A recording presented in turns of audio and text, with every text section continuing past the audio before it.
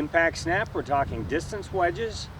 Want to show you a simple way to really control your wedges using the impact snap, and then how to apply it in your practice.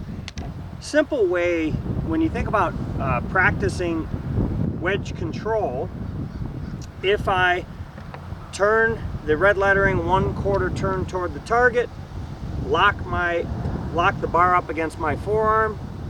If I think in terms of, okay, here's waist high to waist high, here's chest high to chest high, here's shoulder high to shoulder high.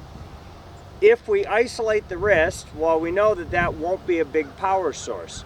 So where we're getting our power from is the use of our trail arm and the use of a pivot. Pivot being with the legs, the torso, and they're just supporting what the arm is doing.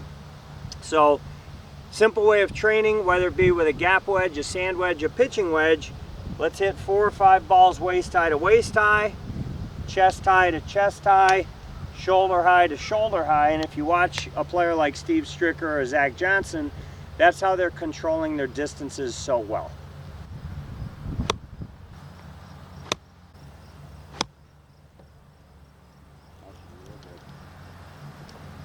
Go ahead.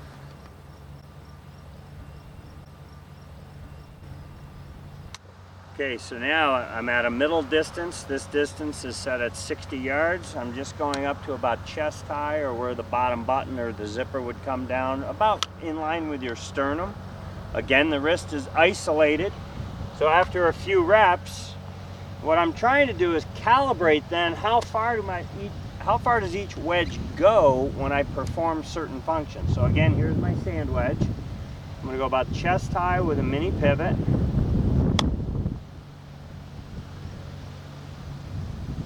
And now I've got a 62-yard shot, or a 60-yard shot. Chest high, no wrist, pivot.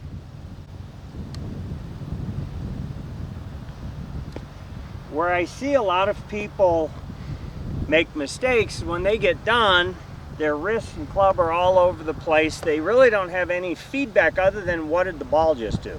And kind of the point of these exercises is I want you to have the feedback of, hey, are my arms relatively long and are they close together, or is my radius pretty long? So when you watch tour players, they're not like this. Their arms aren't collapsing. Their wrists are not bending and twisting all over the place.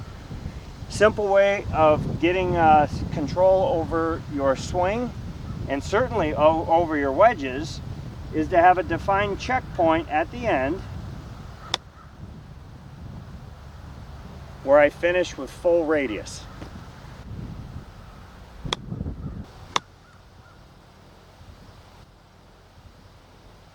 When you finish with the same radius, well, then the length of the backswing determines how far the ball is going to go. The really cool thing about finishing with this, we have a club face that's not twisting and turning. We have a bounce that's not changing, which really makes the spin of the ball very repetitive from one ball to the next to the next. Again, this is just a chest high with a mini pivot.